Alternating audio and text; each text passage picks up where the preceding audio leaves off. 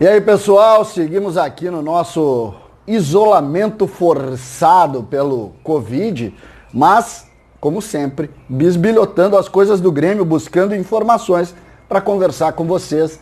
Essa é a ideia. Final de semana, e a semana vai ser toda ela assim. E nós temos sim notícias, e nós vamos falar sobre isso a partir de agora.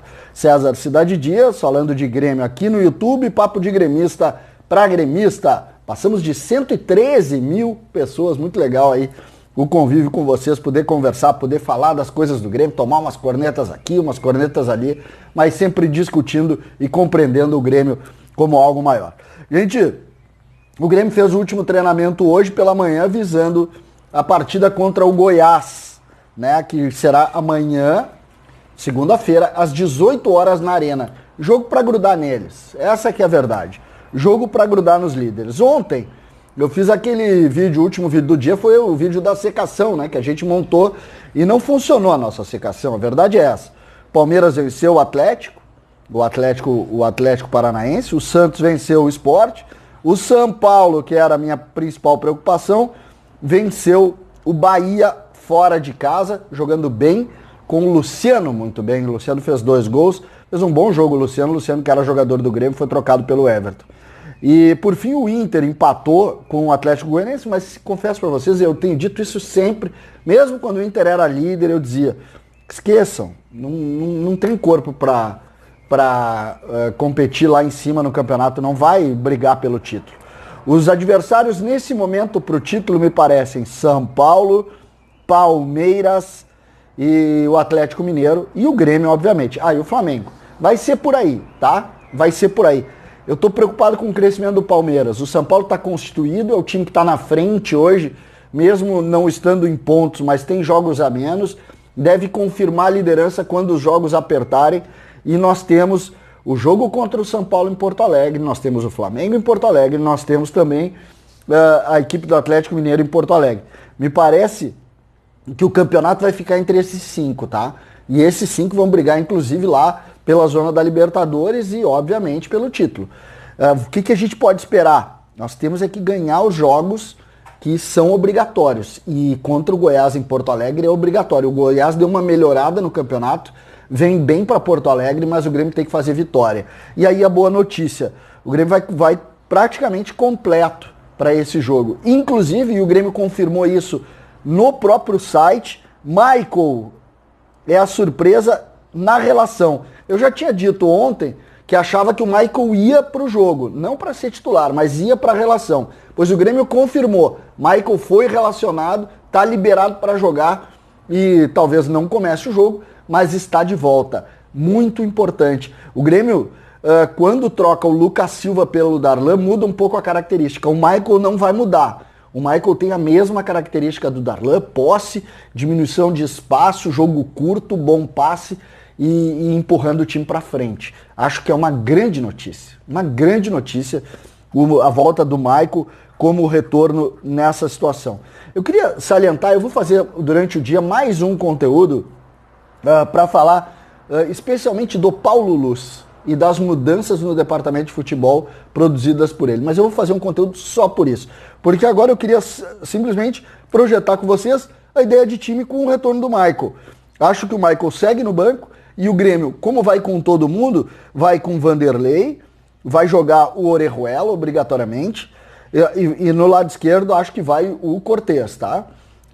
Na zaga, para mim, a única dúvida do time, eu não sei se o Renato vai ou não utilizar o Jeromel como preservação, então ficaria a única dúvida, jogando Rodrigues ali e o Walter Kahneman. Darlan, titular absoluto do time, encantando a todos internamente. Matheus Henrique, indiscutível.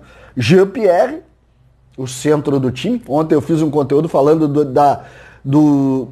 do percentual de aproveitamento desses caras aqui, juntos. É uma coisa fora do comum, os caras estão fazendo quase 90% de aproveitamento. Isso tem a ver com eles, é óbvio que tem, ninguém é bobo aqui. Contra número não tem argumento. No lado direito, o Luiz Fernando está sendo muito prestigiado internamente. O pessoal está comprando porque é um jogador que briga todo o tempo, está lutando e acho que vai seguir tendo as suas oportunidades. Tem gente que quer o Ferreira, que acha que está atrás na fila, tem gente que quer o Everton, mas nesse momento seguirá Luiz Fernando. Lembrando que é o lugar de Alisson, que ainda está lesionado lá daquele jogo, daquele absurdo lá contra o São Paulo. PP, o cracaço, né? O cracaço, o homem da diferença, e Diego Souza.